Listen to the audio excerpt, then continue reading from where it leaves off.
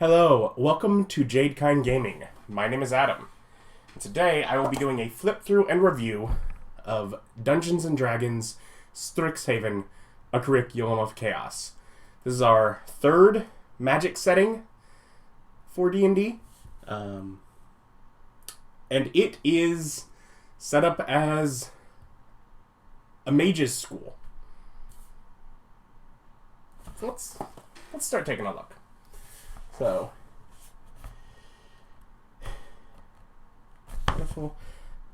this book sets up a mage's school, but it's not like just a teaching you magic. It has a different feel than our typical one, though I guess technically you could use stuff from it for that. And I will point out here something that, if it's useful for you, it's great. For me, it wasn't. Pages 40 through 178 of this 224-page book are all adventure. There are 4 separate adventures that can be done separately, each a different year at the school, or strung together as a campaign that runs from 1st to 10th level. And they look, at least some of them look interesting. But I don't use pre-made adventures, so I'll show a few things when we get there that we can pull out of that. But to get started, welcome to Strixhaven. We of course start with a little introduction about the book, lightly about the school, sort of a little background information, and then Chapter 1 is Life at Strixhaven, which really goes into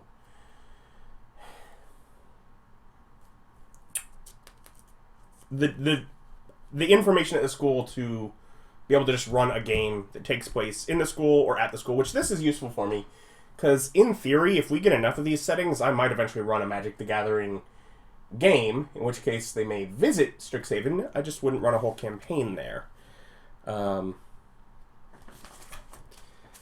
So, go over rules. Mascots are things that you can get with the right feat as upgraded familiars. We'll get to those in the Friends and Foes section.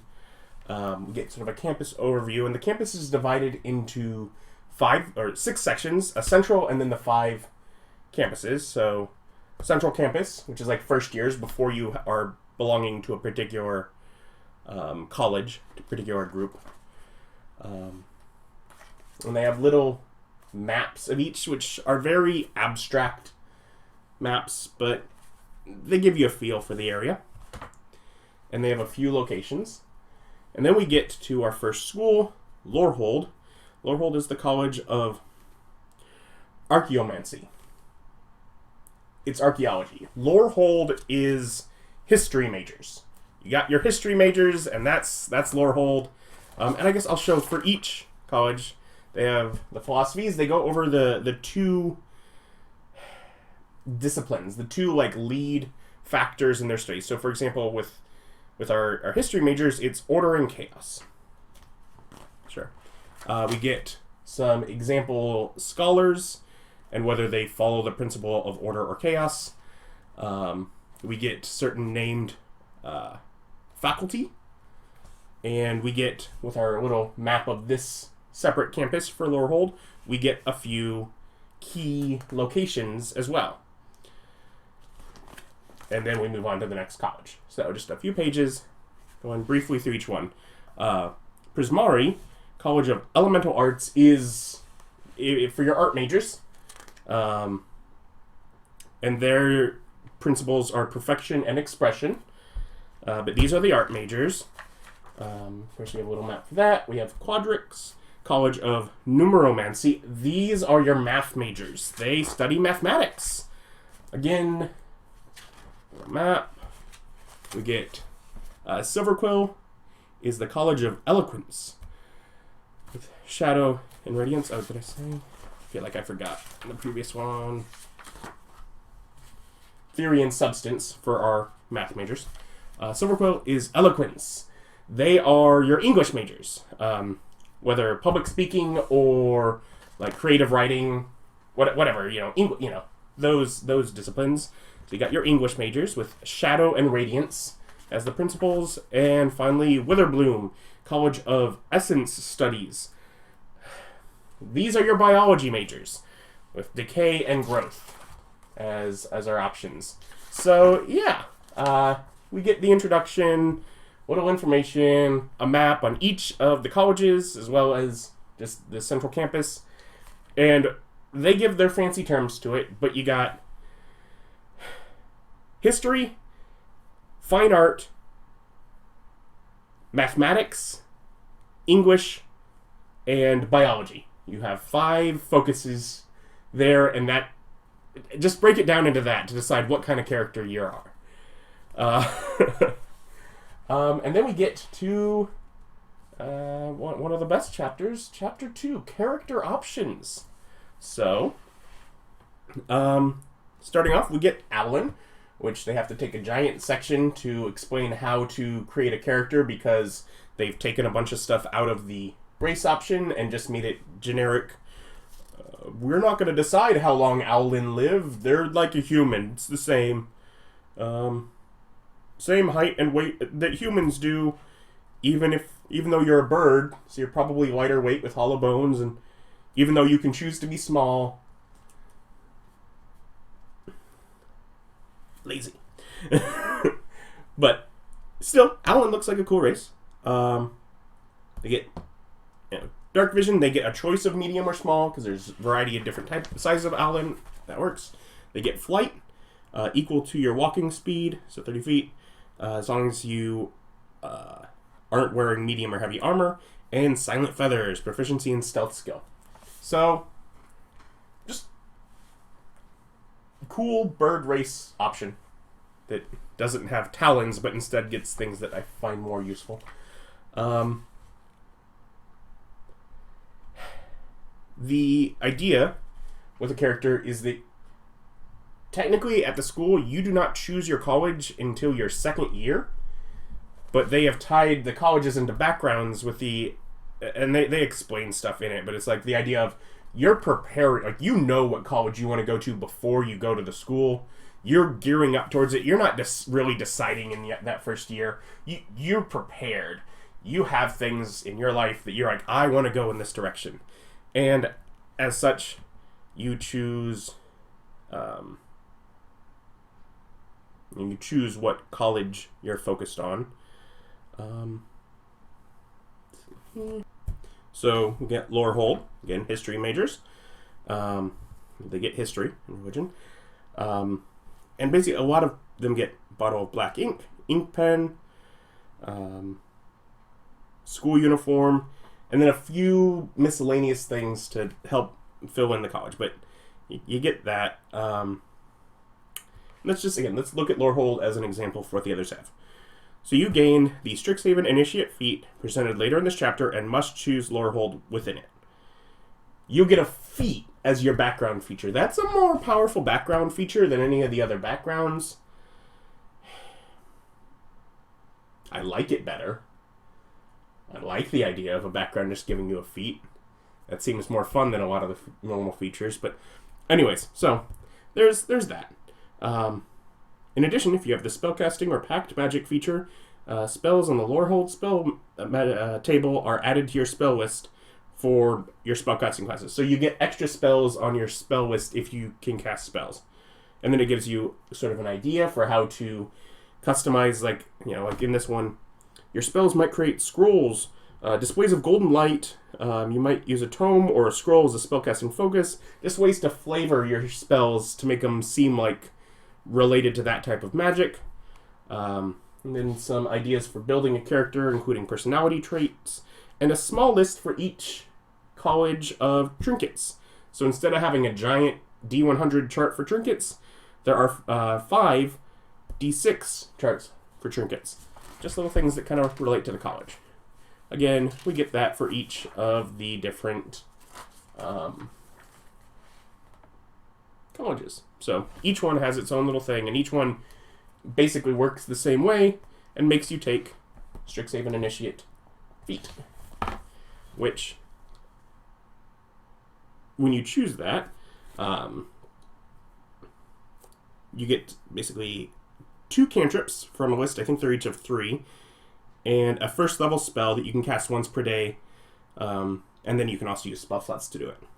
So they have those for each one. And then also, once you're 4th level, if you have that feat, you can get the Strixhaven Mascot feat. Which this is fun. This is the you get Find Familiar as a ritual, which is fine. You don't need it as a non-ritual. And your familiar can take the form of the mascot associated with the college you chose in the Strixhaven Initiate feat. So there are 5 mascots, again, later in the chapter, which are like the mascot for that particular college, and you can take one of those as your mascot or as your familiar.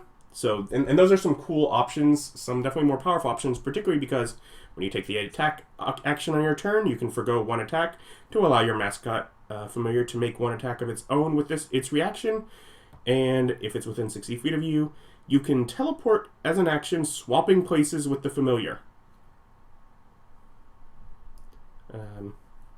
Once per long rest, and then using 2nd level spell slot or higher to do it again.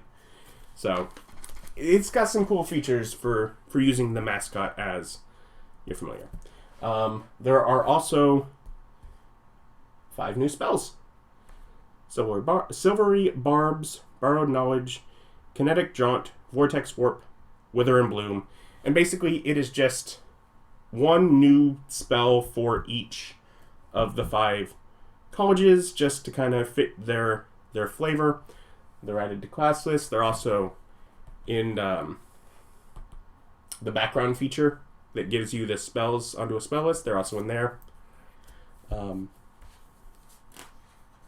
fair. They're all kind of low level. 1 first and 4 second level spells. So, and then we get magic items. Here's Bottle of Boundless Coffee. Unlimited coffee. But something I notice about it, as a non-coffee drinker, because tea is obviously better, but I know people that drink coffee. So, even when open, the bottle won't accept any liquid other than the coffee it produces. So you cannot pour liquid into it.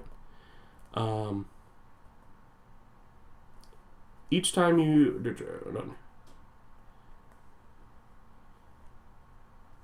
If you pour coffee from the bottle rather than drinking from it, the coffee vanishes the moment it leaves the bottle. Which means you have to only drink black coffee, because you can't add cream or sugar or whatever to your bottle of coffee, because it won't go in, and you can't pour it out and then add it in another vessel. So it only lets you have black coffee. Just of note.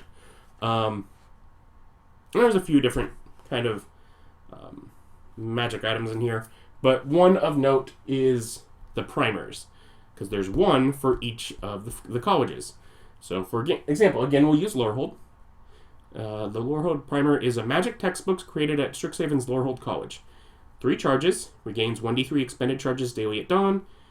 If you make an intelligence, history, or religion check, so 2 skills associated with that college, while holding the primer, you can expend a charge to give yourself a d4 bonus to the check immediately after the d20. In addition, if you study it at the end of a long rest, you choose 1 first level spell from the Cleric or Wizard spell list. Different spell lists for different colleges, but again, same as different skills. Before you finish your next long rest, you can cast the chosen spell once without a spell slot if you're holding the primer, and then you choose Intelligence, Wisdom, or Cha for your ability score on that. So it's a magic item that gives you a spell that you can choose and some bonus to a couple of checks, and they have one of those for each of the colleges. All right. And now we get to the adventure. We're already to the adventure. Chapter 3, School is in Session. Now, there is some stuff right at the beginning here. Also, plenty of cool art throughout this. Those wide eyes. It gives you rules for doing the adventures standalone and how to, certain things to take into consideration for that. It has rules for relationships, particularly with our students. How far enough? Students will see here in a bit. But the idea of tracking relationships with NPCs. And it has a tracking sheet, which certain things on it are definitely geared to only work for these adventures, rather than being generic for use this for your own Strixhaven game where you do things inspired by but a different plot line. But it could inspire still going after that. And the idea is you can have up to 2 extracurricular activities, which give you some benefits and help you with building relationships with some NPCs. And I got a big list of things. You know, you got your LARPer group. You got Silk Ball Club, you know, where they, which is played with in muddy fields with a ball made of spider silk. You know, for your sports enthusiasts that like spiders. It's or whatever, you know, just a bunch of groups there. Alternatively, you can have a job. If you have a job, you can only have 1 extracurricular in addition to it. But it, again, coworker, some student, thing to do, and you get wages. I think, 5 gold per week. So, you know, you can choose this instead of one of the extracurriculars. There are also exam rules that allow you to study before a test. Never pull an all-nighter, because an all-nighter, just to read it, the character gains 2 rerolls to use during the next testing phase. So on the test, you can reroll, but you gain a level of exhaustion that takes effect at the start of the day of the exam, so you have disadvantage. So even though you get to reroll a dice, you already have disadvantage, so you're just in general worse. Whatever. But anyways, there are relationship rules, and there are, whether friends or beloveds, like there's whole guides for that. And obviously you can just roleplay stuff, but they get, like, you know, ability to track it on a sheet. Anyways, they get a bunch of various students, and each student has its own little block of information, you know. Anyways, goes over name, alignment, race, what year they are, what college they either are in or will be in, because the idea is also this is in their first year, and you know, first years in this will be second years when you're in your second year. Second years will be third years when you're in your second year, and so forth. Little information about them, what extracurricular activities they're in, what if they have a job, what is it, and then the bond boon and bond bane, which is if they are your rival, you have a negative from it. If they are, I don't know if they're friends if they give it to you, but I know if they're your beloved that you get the boon. Anyways, just things within that. And then Campus Kerfuffle is the adventure itself. And we have, I forget, it's Will, Rona? Anyways, they're in the art. I couldn't find them mentioned. I'm like, awesome. Because they're planeswalkers from Magic that go to the school. And I'm like, awesome. Cool. They were from the, I forget the name of it, but it was the Camelot meets Fairy Tales set originally, which I really liked that set because of flavor. So I knew them, and then they showed up here, and they were one of the things I liked about Strixhaven. So the fact that they showed up in the art, I'm like, awesome. But they're not actually mentioned, they're just in the art. Still, cool art. Of course, you get maps of various types. Flip through, other kinds of maps. Flip through. adventuring stuff. Did I go too far? Maybe. Nope, because this is just chapter 4. Hunt for Mage Tower. And it kind of goes over, again, certain details. Second, choosing courses. And I will point out, like this chapter obviously goes into, like, you've chosen a college now. Throughout each of these adventures, there are basically designed to be 3 exams per year that, sort of market. And the idea is, you have a lot more exams. You have one class. It tells you when choosing your classes meaning it then says, inform them that the characters are also enrolled in a required course, Scrivening and Symbology. So this is a Scrivening and Symbology exam. That way it knows all the characters are in this exam. They have this class together. And so it has your study and testing phase for that. So that kind of breaks up the adventure into little chunks.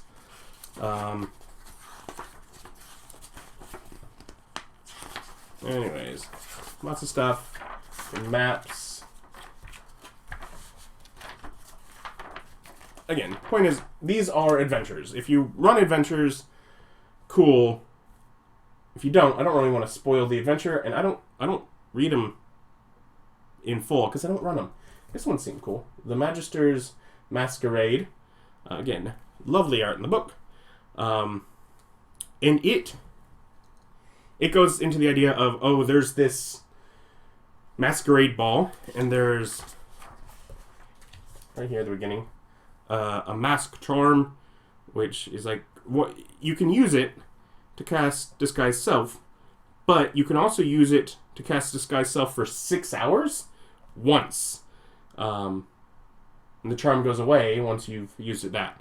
But, like, there's rules, like, you're not allowed to use it in all, like, you're given it near the beginning of the year or something, I guess, and you're not allowed to use it until the Masquerade, which is, like, later in the year, and it's, like, a third-year tradition or thing to try and help make, like, inter-college relationships by disguising yourself where people don't know what college you're even from or who you are.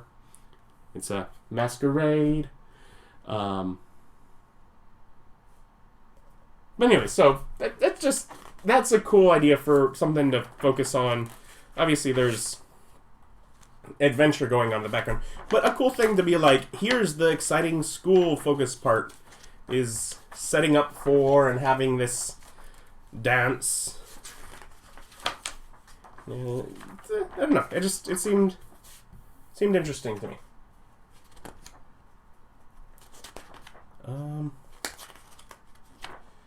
And then chapter 6, A Reckoning in Ruins. So again, your 4th year. 4th year, 4th adventure.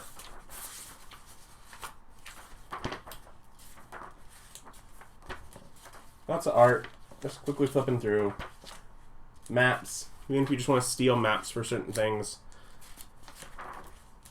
Anyways, if you do all the adventures, I believe it gets you up to level 10. So, if you want to run a game, that's obviously an option. 1st to 10th level. That's like they've released whole books that, like, that is the bulk of what this book is. It's an adventure path that's masquerading as a setting book. But, oh well. It's got some setting information, so I bit on the hook and I got it.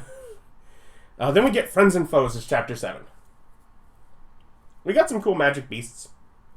We got the dragons that founded the colleges, so 5 dragons. We got the mascots,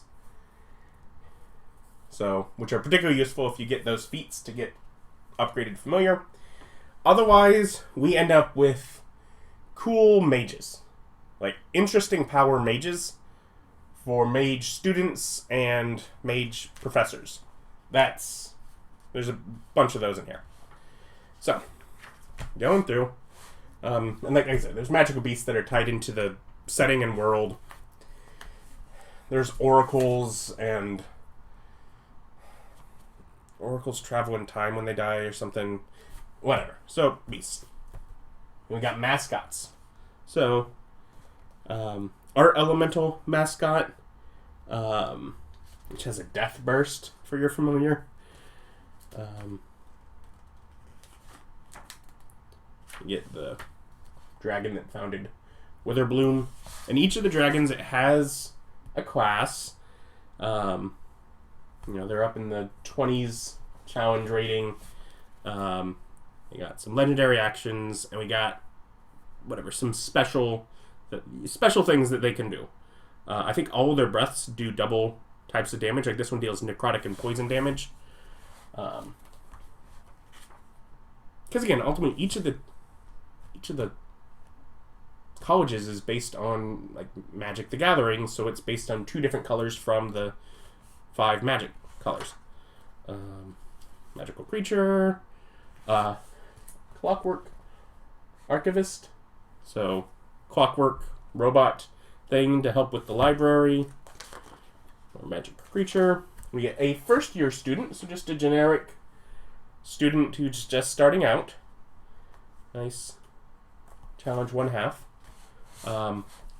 Fractal mascot. I really like this one. It is a small construct. It can augment its size, increasing it by 1 category as a bonus action. Cannot go larger than huge. Or diminish, decreasing it by 1 category down to tiny. And so, what size is your familiar? You can have a huge familiar, and then make it tiny to travel, and then up to huge to be obnoxious. I don't know. I like it. I like that. Like the Prismari dragon here. Its breath deals fire and cold damage.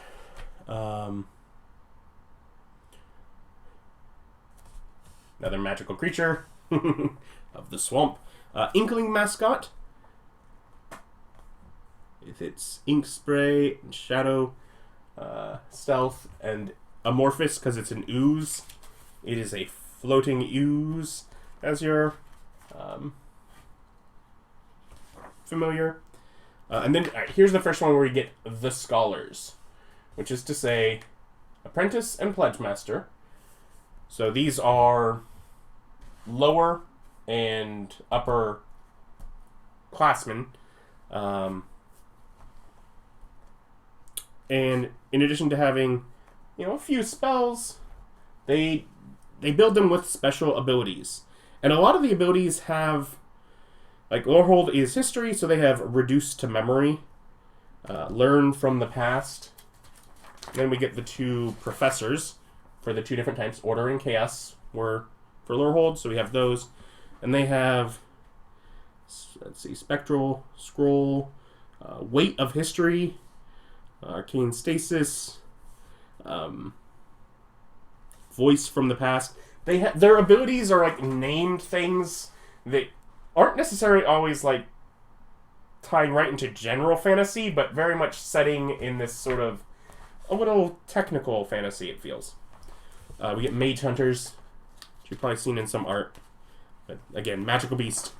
Hey, there's that Oracle I mentioned earlier. Evil Faction, Pest mascots, which are these like grub things.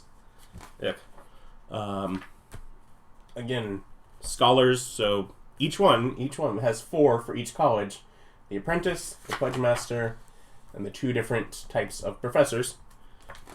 Again, apprentice, pledge master, 2 different types of. So, they're math. Let's just look at math. Exponential Lash, Vortex, Calculus,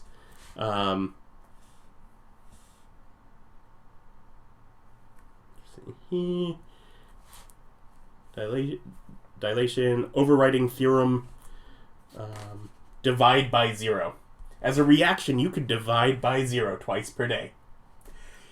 It's got flavor. Magical Beast, Magical Construct, for moving things and for digging up ruins. Another one of the dragons. Another group of the school for your English majors. Spirit statue mascot is a medium construct. A campus guide who has abilities like campus knowledge, univocal speech, anyone can understand him. Smile and wave, making people get near him and follow. Need directions, help as a bonus action. They got some flavor and they used it. Some other dragons. Again, like the math dragon has fold space as a legendary action, fractal reflection. Lorehaven dragon, repeating history as a legendary action.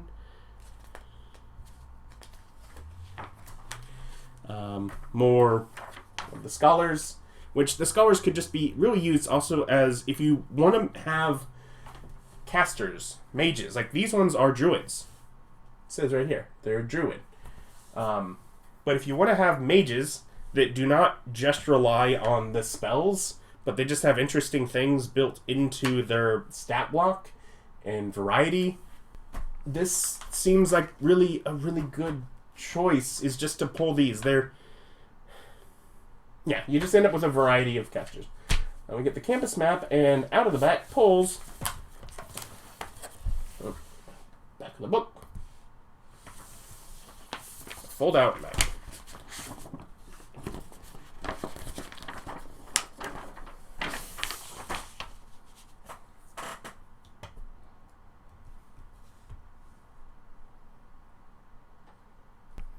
So, on this side, map of Strixhaven, we have each of the circles are the maps from inside the book, but they are each around the grander map, which is different art, still in that very loose style, not definitive in any way, not structured, but here's the map of them all in relation to each other. Yes, there's the roads with giant torches that lead out of the central campus towards each college. And then, on the back,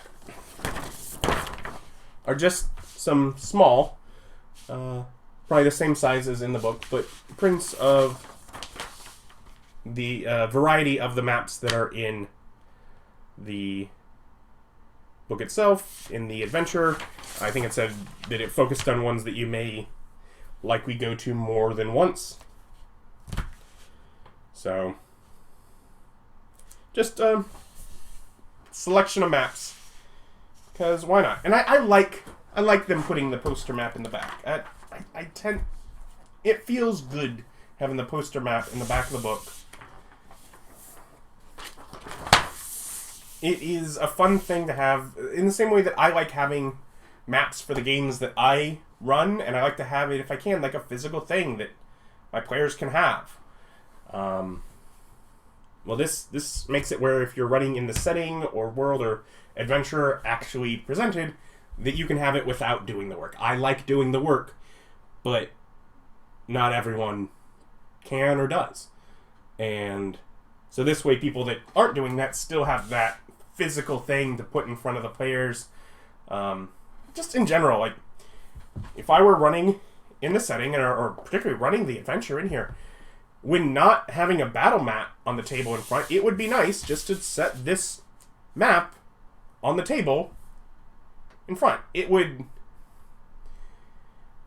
If my players are all part of two different colleges, it would at least then remind them at times when they need something, because you can go to the other colleges and just sort of keep in their mind the idea of, oh, there's a wider world that we're around, because it's sitting in front of them, reminding them, hey, there's a whole world here.